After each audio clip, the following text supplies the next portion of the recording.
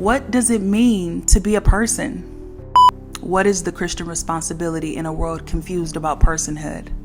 What good will it do to ensure everyone agrees about gender identity and sleeping with the right person when young people are increasingly having less and less sex altogether anyway because social engagements are just becoming too hard for people? We're literally losing our ability to talk to a person.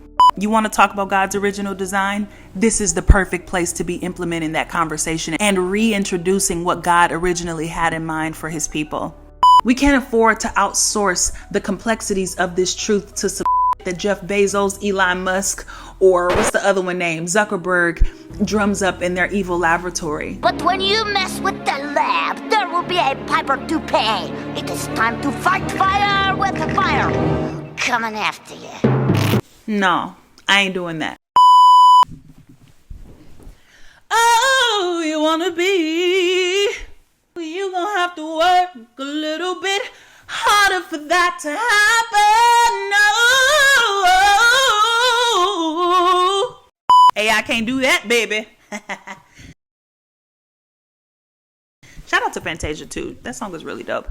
You can be the man, can be the man. Okay, anyway. Cause if you can't. Okay, really get started. Hello and welcome back to my channel. My name is Raven, therapist, thought leader, and theologian, and I am so excited to have you here with me today. If you're new here, take a seat, have fun, pull up a chair, and enjoy yourself. I haven't given that introduction in a long time, so that might be off, but the point is I'm happy to have you here. We talk about things in culture and faith and how those places intersect and how we can essentially make our lives better and improve our quality of life. I am happy to have you here with me today. I want to teach us how to critically think. That's the part that's missing, and I don't want to miss that because that's what we do here. So anyway, today we're going to be talking about faith and AI and how Christians, I believe, the Christian worldview has a moral authority in personhood and the formation of personhood and the story and the origins of the created order. And I think we need to take that moral authority and have healthy conversations around it that aren't centered around a lot of the nonsense that it's been centered around, which we'll get into in the video. So sit back, enjoy the show, and engage with me. Also, like, comment, and subscribe, because I really watch a lot of you guys watch without subscribing, and I'm telling you, if you like this sort of work and stuff that we talk about, we need to be having more conversations and expanding these conversations, and the only way we can do that is if I get more support from you guys. And so I'd love for you to engage not just with your eyeballs but also with your fingers and your subscriptions, and I'd love to just hear from you guys generally. So like, comment, and subscribe, and let's talk. I don't believe in all that pronoun stuff. Expressing my identity in a way that What I does have a that right to do. I'm sorry? What's your sexuality? My sexuality. Should Christians use preferred pronouns or not? Hi, Christian, or perhaps a person who clicked on this video curious about what Christianity has to offer in the societal moment that we're living in right now. Hey to you, and I'm so happy to have you here. So let's get down to brass tacks. Here's the truth. We're living in a moment right now where the world feels like it's shifting right underneath our feet. Even if you're a young person, every day the advancements gets more and more beyond what we feel like we can control. AI is advancing at a pace we're literally struggling to keep up with. Although I will say some of the projections were real inflated and used to invoke fear, when in actuality, things actually kind of aren't going exactly how the experts originally purported that they would be. If you were to just look at the stock market these days, you might infer AI as an industry isn't doing so great. A roller coaster ride. Global stocks headed for their worst week since April. Let's head to Wall Street, where the Dow ends another day in the red, down nearly 500 points. Now, perspective, right? All the panic right now is over a relatively small drop compared to, say, the drop we saw when Trump's tariffs slammed headfirst into the global economy, and especially compared to the absolutely bonkers growth we've seen in American stocks since the launch of ChatGPT 3 years ago. Which, yes, we can correlate these two things, stocks and AI, because, and this is crazy, more than a third of stock value on America's main stock index, the S&P 500, comes from just 7 tech companies, all heavily invested in AI. But that little crest of the mountain, is that a hiccup towards more gains or the start of a downward slope? It has the world wondering if we're about to see a big pop of the AI Bubble. AI bubble. AI bubble. because it's not just sky-high stock market valuations that are making everybody's minds go. You also have to follow the money and how it goes round and round. We built a whole economy based off of these projected thoughts and ideas of what we would be doing by now. But anyway, we're gonna keep going because we still increasingly rely on AI for everything now, it seems.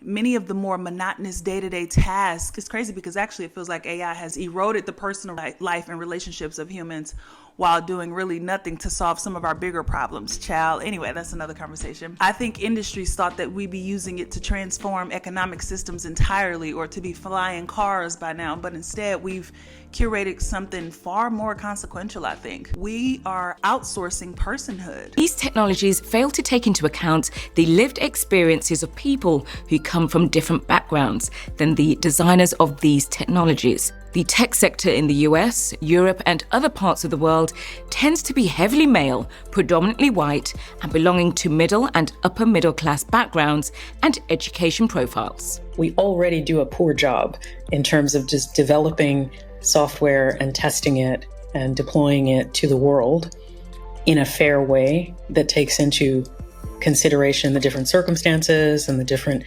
characteristics that define our intended audience. Automation ramps that up by, 1,000%. In the midst of all this technological brilliance, something strange is happening. We are becoming more connected, yet also deeply more confused. We're more efficient now and also far more empty. We've basically developed more capacity while our humanity seems to be suffering the greatest, which raises a massive question in my mind. One that I think Christians and Christianity in general and the whole entire message of the gospel actually has a great opportunity to speak to. What does it mean to be a person? Just a person. Moreover, what is the Christian responsibility in a world confused about personhood altogether? We can't deny that AI has changed everything. It imitates intelligence and in many ways helps to simulate creativity. If you've ever engaged with chat, it quite literally performs sincerity and empathy, or at least it tries to. And generally when I engage with it, I end up feeling so cringe and like, child, what is this? Because I realized early on that it's gonna validate me no matter what I say. What color should I paint my nails? I'm thinking white. White is a great choice. It makes a clean, bold statement. I don't know, maybe I should just do a nude? Couldn't agree more. Natural is always better. But you just said, okay, ChatGPT, what if I just cut all my fingers off? Brilliant thinking. When I talk to my clients, because obviously if you don't know, I'm a therapist. When I talk to my clients, they're always like, yeah, Raven, when I talk to chat, or when I couldn't see you the other day, I had to go to chat and I had to ask her for some thoughts and advice. And she came through for me. And I'm always like, okay. Or they'll remark like, they'll remark so casually about engaging with chat. And sometimes if they don't clarify what they're talking about, I'm thinking like, oh, your mom said that or your sister said that. And so they'll say mid-sentence like, yeah, I asked chat. And I'm like, what? I'll literally be sitting there like, rewind, honey. Are you saying that you asked the internet or like this fake person how you should respond to a conflict that you've been worrying in your mind about that is so consequential to your quality of life and this relationship that you've had for years? Like, are you literally saying that the internet or the computer robot had to tell you how to engage with that person? Okay, girl. Okay. But nevertheless, the more commonplace that I found this actually is, I was like, Houston, I think we have a real problem. How's it going? I don't know. Let me ask ChatGPT. I'm doing pretty good. Quarter pounder looks so good. I'm gonna get that. What are you gonna get? Tuna cottage cheese sandwich. Bro, we're at McDonald's. Basic human interactions are being interrupted and outsourced by technology. Cognitively, relationally, societally, and most significant to this video, spiritually, we are outsourcing personhood and all of the variables that it is to be a person. This is deeply problematic and dangerous. What are we if not sentient beings with thoughts and perspectives and emotions that must be worked through and perfected over time? With that perfecting process, cultivating meaning and fulfillment and purpose for us. What are we if we don't feel and navigate feelings internally? The more capable AI becomes, This question will only grow more loudly until we circumvent altogether what it means to be human for something far more robotic and isolated. And honestly, what I'm most fearful of is unrecognizable. In 2018, an autonomous vehicle hit and killed Elaine Herzberg in Tempe, Arizona, marking the first time a human was killed by an AI. In 2020, according to a contested UN report, a Turkish-built autonomous drone was used in Libya to hunt and kill retreating soldiers without any human intervention. In 2021, researchers discovered AI bots were generating 1/5 of all social media comments at a time where depression and suicide attempts were spiking. Further research showed that AI companions can easily be prodded into generating harmful responses around self-harm, violence, and sex, and teens reported developing an emotional dependence on those very same chatbots that make it distressing to walk away. Now, to be clear, it's not that I think AI is evil, and honestly, even if I did make that case, we're already here, so what's the point of decrying something that has far preceded us in terms of its accessibility and how integrated it is into our daily lives? So it's not that it's evil, it's that it's powerful. And power inevitably always reshapes the people who have and use it. What's been most frustrating for me, though, is that while all of this is happening, the Christian conversation about personhood is somewhere else entirely. Let's just say that. The Christian response to conversation around personhood has been generally said with the understanding that this conversation is about to focus on what's wrong or right, quote unquote, about sexuality and gender identity. In more recent years, when I've heard Christians talking about personhood, 9 times out of 10, it's the context of why someone's lifestyle is a threat, or why some version of biblical anthropology should be weaponized to keep certain people in certain categories, and worse, oftentimes oppressed and mistreated. And honestly, I can't mince words about how deeply this has broken my heart. 1, because I'm a Christian who loves Jesus and I know the messaging through and through, but 2, because it's just theologically inaccurate.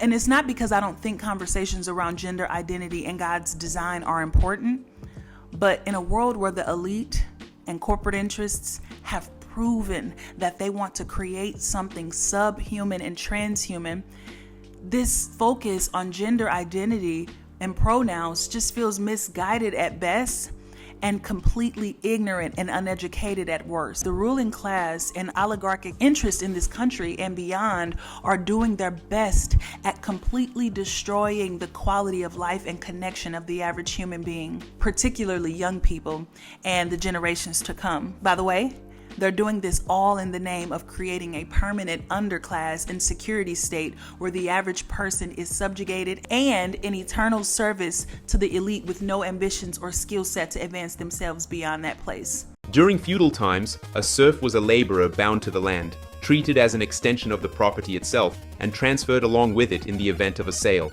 Merchants were involved in buying and selling goods for profit, but their economic activities were largely overshadowed by the rents paid to the feudal lords who owned the land. Today we labor on digital platforms owned by tech giants, and instead of crops, we surrender our data, labor, and a cut of our earnings. Modern techno-feudal lords wield influence and control over our social, economic, and even intellectual lives to a degree unimaginable by their predecessors. During the 2025 US presidential inauguration, you could see who these lords are and how good they are at adapting to various circumstances to maintain their digital domains. The term techno-feudalism has its roots in the evolving critiques of modern capitalism, particularly in the context of the digital economy, and was roughly coined by Yanis Varoufakis, a prominent economist and former Greek finance minister. Amazon has become a marketplace for third-party sellers. Apple and Google dominate app distribution for apps created by others. Uber connects riders with drivers using their own vehicles. Eternal underclass, generationally developing underclass for generations to come.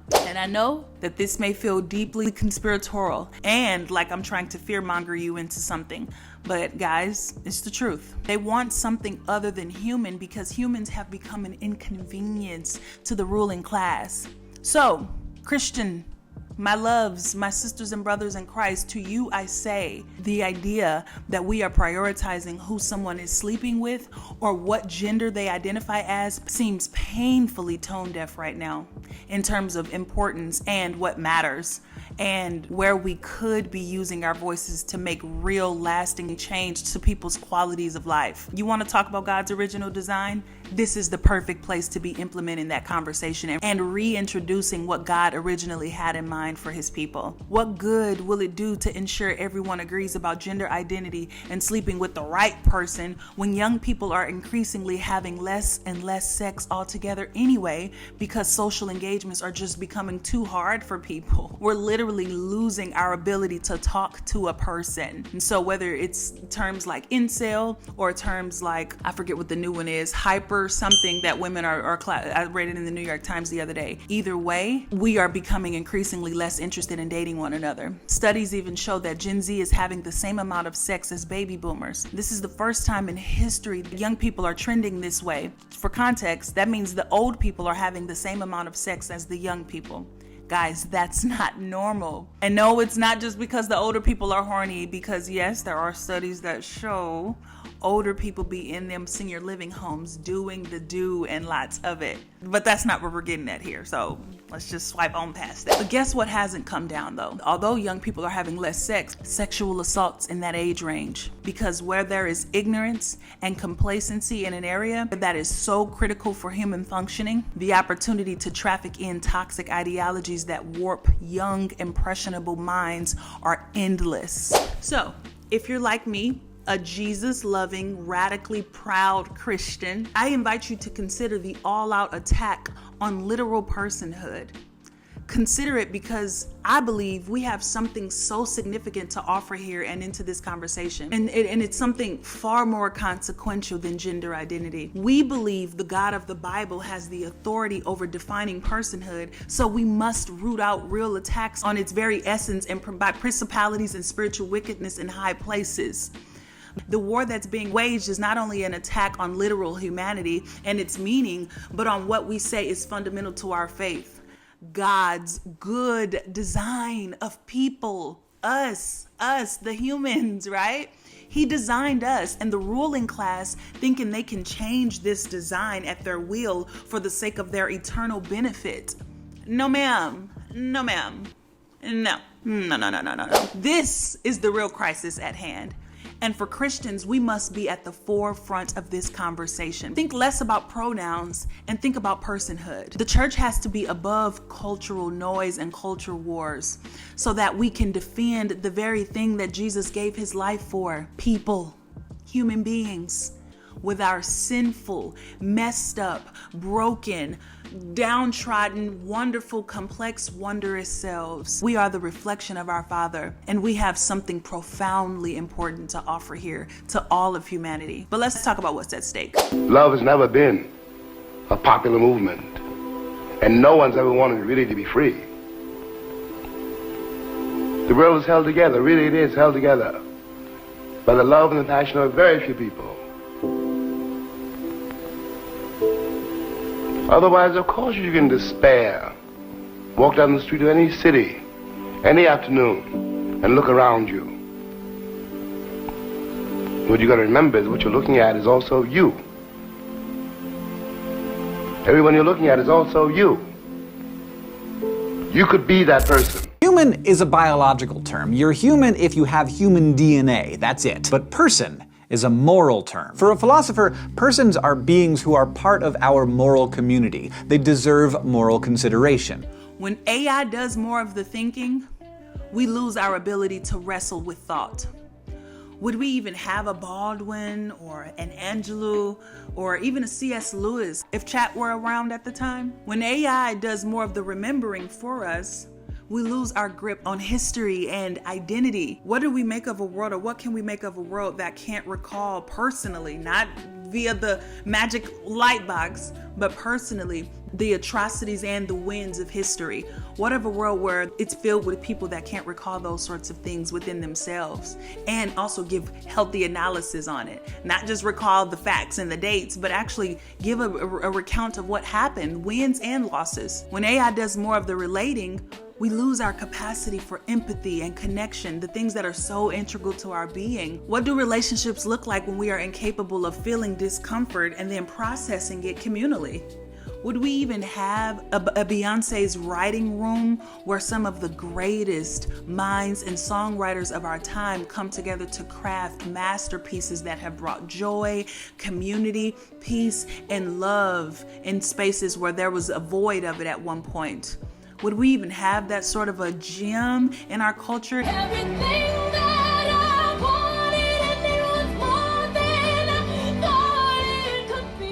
What of the arts and creativity? And once more, to be clear, this isn't fear mongering. I hope I don't sound like I am anti-progress, because I am most certainly not. Because in my second book, It's Not Political, The Case for Mass Divestment from Pop Culture, you should pick it up wherever you buy your books. I have a whole chapter about futurism and looking toward the future with optimism about what is and what we make possible. This is more of an honest look at what this trajectory is leading us to. So I'm not saying let's not go to the future. I'm simply questioning our mode of transportation toward the future and where it's taking us all together. And most importantly, I'm inviting us to chart our way into the future thoughtfully and with the necessary reverence for spiritual truths that we have to hold dear if we want to make real meaning and purpose and fulfillment, or produce real meaning, purpose, and fulfillment from our lives as we march into the future or into the future. We are embodied. Human beings are not just thinking things. We are embodied souls. We need presence and slowness, friction, community, and ritual like patterns. We need history and meaning and to be responsible for things. And we need warmth and love in order to function most healthily. But what does embodied mean though? Because I know I said that a couple of times. Let's really flesh that out. And most importantly, why it's so critical in this conversation. Well, in simple terms, without sounding like the pretentious seminarian that I strive so hard not to be. Not that hard. We live out our faith via our beliefs and our overall daily lives. We live it out through our bodies. Jesus Christ, as the incarnate, and incarnate simply means revealed form of God, provided us through his incarnate life a model to follow in our own lives. He provided us ways to manifest God's goodness onto the earth. So Jesus, being the embodiment of God in human form, and us, the followers and believers, are called to embody his teaching and his life. This does involve living a life that reflects good Christian values, the honest Christian values, and seeing our bodies as the sacred instruments and temples they are and were originally designed to be all along. We are absolutely spiritual while also never being detached from our physical until obviously we part in this lifetime. We embody our God through our lives and our body. That's what it means to be embodied. That's what it means to be a person and to be made in the image and likeness of our God, of our Creator. We are reflections of our parents. Genesis 1:26-27 literally says it so plainly and beautifully. Then God said, "Let us make humans in our image, after our likeness." So God created humans in his own image. In the image of God, he created them. Male and female, he created them. Christians believe that this is God's design, and it's a really, I think, really good one. And for a moment here, whether or not you're Christian, I want you to take a second to think about this passage. But don't think about it through the cultural lens and all the cultural noise that you've heard around this, particularly the parts that are hurtful, because I get it. Right now, I just want you to see it through the lens of the beauty that exists in this passage. God had an idea to impart, mirror himself in a created being, right? Not only that, he provided that being with a story, and then gave that story purpose and value and mechanisms for fulfillment and meaning. And even more so, every single human soul that is walking and living and breathing right now and historically has ever done those things is and was a part of this truth. Sure, I'll concede it has gotten, this process of humanity and consciousness, if you will, has gotten really rocky along the way. And we've tainted it with our ideas and the noise of uncertainty that comes with the fallen and flawed nature of humankind. But what cannot be lost here is the intention and the love and the essence of what this passage is conveying. And I believe it can't ever be lost to the noises. I think, and maybe I'm a little biased here, but Christianity has one of the most rich and beautiful visions of personhood in human history. It begins not with power or prestige being central to the created order and its origins, right? But simply with the concept of inherent value and dignity at the origins or at the helm of where personhood gets its value. And that is just unprecedented in human history in terms of stories about the created order and what and why and what and how it came to be. Imago Dei, which is Latin for humans made in the image of God. That means that we are not machines or merely biological organisms. We are beings of meaning and purpose, formed by and with divine intention. With this in mind, we can't afford to outsource the complexities of this truth to some Jeff Bezos or Mark Zuckerberg or Elon Musk drums up in their evil laboratory. But when you mess with the lab, there will be a piper to pay. It is time to fight fire with the fire. Coming after you. No, I ain't doing that. Because every human soul is an embodied reflection of the divine, the literal divine, we literally cannot afford to heed Administration as safety officer when nobody would heed of what heeded of when no one headed take headed of. No one would take headed of my instructions. So you take heed and of. I don't see my coworkers heeding this right now. Heed this space. But what I love though is that the Christian truth around the embodied nature altogether doesn't even just stop there. Christianity also asserts that personhood is relational, which means we were made for connection, family, and it leaves no room for debate there too. So let's just be clear. It ain't a virtual reality that can replace what that of the human interaction or real reality, I guess actual reality, whatever the alternative is to virtual reality. But there's nothing that the real reality can be replaced with, is essentially my point, because it's so necessary for the human experience. The human experience actually is reality. This is the message that the world needs right now. Not any more culture war arguments. Technically, culture is not even our job anyway as Christians. Christians should be leading this conversation, and also not those Christians either. We'll gladly be a Christian nationalist, because what can you say against Christianity? Not and them. They talked about Not them. I'm They're following crazy. the God of love. Following my life they're after uninformed, Jesus, let's say it and that I way. love my Not white nationalists, fake warped Christians who have been strategically placed to pervert this African faith that was born in the Nile and rooted in human tradition older than the oldest school of thought itself. Yeah, not that one. But the Christian that should be leading this conversation are those that may not have the political power, but we have the power that far exceeds this realm and beyond. One that houses resurrecting, life-giving power. The philosophical category and concept of the literal word person altogether was cultivated via this worldview and fleshed out to explain the Trinity and the nature of Christ. Testament, and the early Christians are wrestling through this because we have the benefit of standing 2,000 years down the road, and they've hammered out the language we use today. Got it. The Father is called Yahweh God, the Spirit is called Yahweh God, and Jesus is called Yahweh God. There's only one Yahweh. How do we figure this out? So what they do is eventually they come up with this language of being and person. Being describes what you are. Person describes who you are. This chair has being, right? It's what philosophers called ontological status, right? But it doesn't have personhood. I didn't ask its permission to sit on it. Right. But it does exist. Yeah. And so being is what you are. So God is Yahweh. And we see this in the sense that Jesus tells his disciples to go baptize in the name, onomon Greek, it's a singular. And then he says of the Father, Son, and the Holy Spirit. So he says the singular name, but then he describes three persons. And so this is the question the early church is wrestling through when they say, okay, Jesus is given the honors, the attributes, the names, the deeds, and the seat of God. We literally have a worldview that provides a framework that dignifies the elderly, brings dignity to the unborn life, the differently abled, the marginalized, the lonely, and the forgotten, all in one.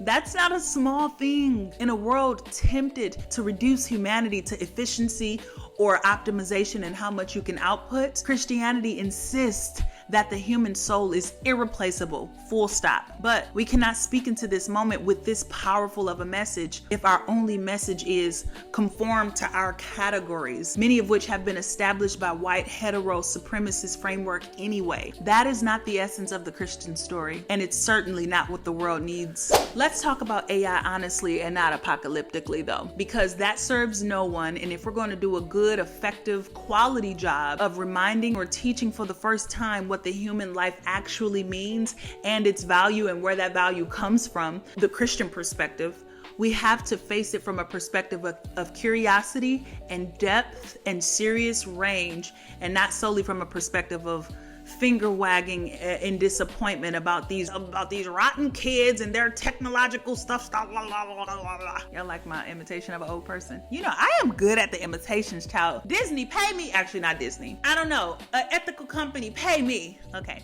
Anyway. So let's get to what Christians should do, because I wasn't intending for this video to be super long. What do we need to do? We need to reclaim embodiment and start professing it. And I recognize before I even went to seminary, I hadn't even heard the term embodiment in the Christian context and what that actually meant. But now that we have an understanding that it essentially means embodying our faith and living out, walking out our faith, right? We're both spiritual and physical beings. And so what does it look like to manifest that faith in our physical selves, or that spirituality in our physical selves? We have to live like bodies matter. We have to prioritize presence and return to face-to-face community, practice slowing down, and most importantly, choose vulnerability over efficiency. As Christians, we first have to do this in our own lives.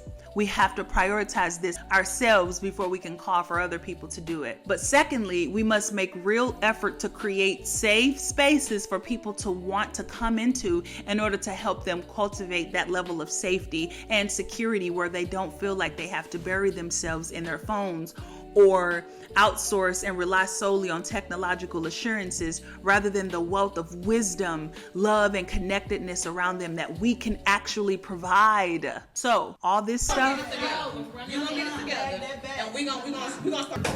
I'm thankful for my stepmom because she's, I can't say that, never mind. You're gonna get it together, and we're gonna start again. And it ain't gonna be just that. We gotta work. I know, it's all right. Come on. I know. No. Hold on. We're gonna work through it. Gotta go. 1 Corinthians 6:19 through 20 essentially makes the case about how our bodies are temples of the Holy Spirit. That passage affirms that our physical bodies actually do matter to God and that personhood is embodied. It's not digital, right? It's not this abstract concept that oligarchical infrastructure in this country are trying so hard to make it into or convince us that it is.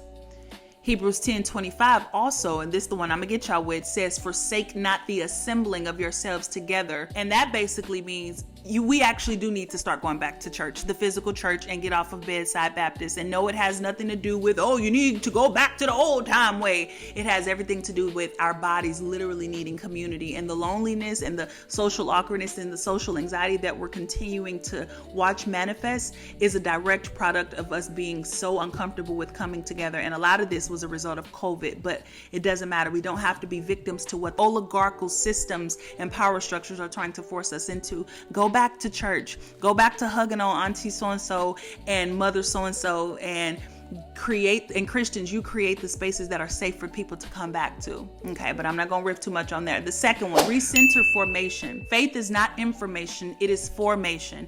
The church should be a greenhouse for effective personhood to grow, a place where people learn emotional maturity and feel belonging and gather the fundamentals of moral clarity and person formation altogether. Ephesians 4:15 talks about 15 and 16, I think it is, talks about growing into maturity, into the fullness of Christ. And what essentially it means is that the church exists to cultivate maturity in the Christian person, right? Whole people, to cultivate whole people. And so we need to be a greenhouse for whole personhood formation. Colossians 3:23 and 12 also talks a lot about how we need to clothe ourselves with compassion, kindness, and humility. Formation in and through Christ is about character, family. It's about character building and developing emotional maturity in whole people, and most importantly, how these virtues should manifest every day in our lives. Again, being embodied and embodying our faith via our lives. And number 3, restore vocation and meaning back into our lives. Ephesians 2:10 talks about how we are created for good works. What that makes me think about in terms of what we're talking about is how personhood includes purpose. We are created to participate in meaningful work 1 Peter 4, I believe verse 9 or 10, talks about how we should use our gifts to serve people, and how vocation is not just solely oriented around personhood, but also service to others, right? So that we can all live a more fruitful, thriving life. People need purpose beyond productivity. We're not just machines as much as they're trying to turn us into them. And guess what, Christian? You have the ability to articulate that purpose, because we know that fulfillment and purpose are actually rooted in service and social responsibility to our fellow neighbors, not how much we can acquire to outshine our neighbors. And in number 4, and the final one, is we have to grow in humility. This is how we'll combat AI and do better at optimizing our quality of life and ensure that we're not morphing into something different. Just want to remind us of where we are. Growing in humility. Matthew 11:29 talks about learning from me. Jesus talks about learning from me and being gentle and humble in heart. We are not the moral police of the universe. We are not the moral police of the universe. Jesus himself ties discipleship directly to humility and gentleness, because that's the true posture of the Christian heart in a confused world. We are witnesses to a better way, a better story, a story clothed in salvation from the decay that people are all suffering underneath. We're witnesses to a story where people can become fully alive, embodied people, not perfectly controlled robots. So let's close here. AI is not the enemy. Progress is also not the enemy. The enemy is losing the essence of what it means to be human. And Christians have a real good chance right now to offer something profoundly needed in this hour. A vision of personhood that affirms our dignity and anchors identity in something sustaining that people can have real hope in, a lasting hope. Jesus, and the way that he outlined via his sacrifice and the gospel story, provides the idea of meaning for our literal bodies. What a powerful, powerful message. We aren't concepts or disposable tools to be used at the leisure of rich people with a God complex. In a world growing more and more confused about what a person even is, the Christian story says we are not accidental. We are not artificial. We are not replaceable, but we are formed, known, loved, and called by a God who made you a person on purpose. And that's the message that we need to be spreading. That's the message that will carry us into whatever future awaits us. Okay, guys, I love you. Like, comment, and subscribe, and we'll talk later. Bye.